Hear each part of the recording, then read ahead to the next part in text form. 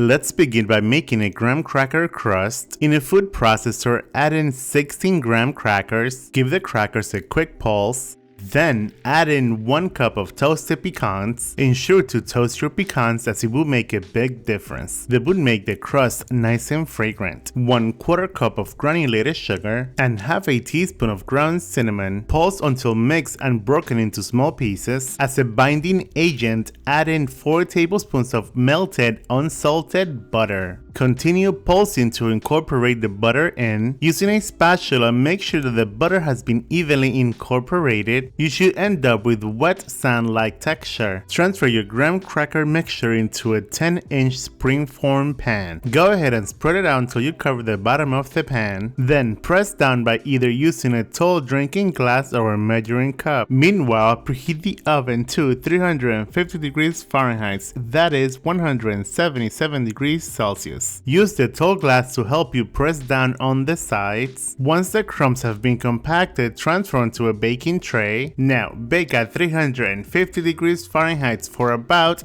10 to 15 minutes, or until fragrant and darker in color. Once the crust has been baked, set it aside. Now, using the mixing bowl of your stand mixer, add in 36 ounces of room temperature cream cheese. Ensure that your cream cheese is at room temperature, otherwise your cream cheese mixture will not mix well and you don't want to end up with a lumpy cheesecake. You may leave your cream cheese sit on your countertop overnight. You want room temperature cream cheese for that creamy, smooth texture. Using the whisk attachment, go ahead and give it a little whip.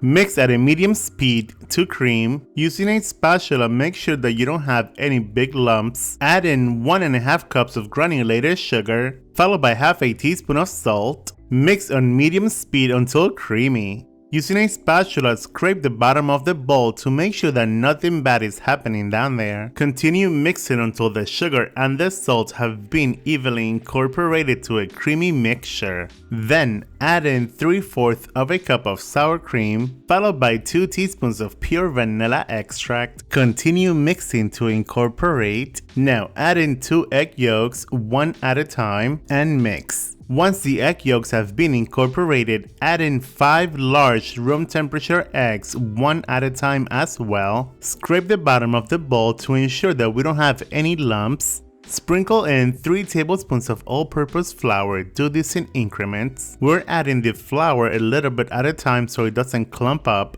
The all-purpose flour works as a binding agent. Scrape the bottom of the bowl to ensure that we have a homogeneous mixture. Pour the cheesecake mixture into the prepared crust.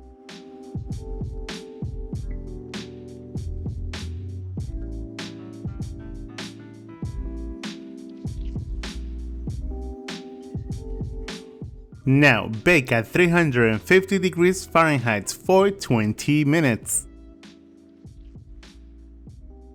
And after 20 minutes, reduce the temperature to 300 degrees Fahrenheit and continue baking for another 40 minutes. And after baking the cheesecake for 1 whole hour, turn the oven off and leave it in the oven until it cools down. Once the cheesecake has cooled down, transfer to the fridge overnight. And the next day, serve and enjoy. I think now you are ready to eat.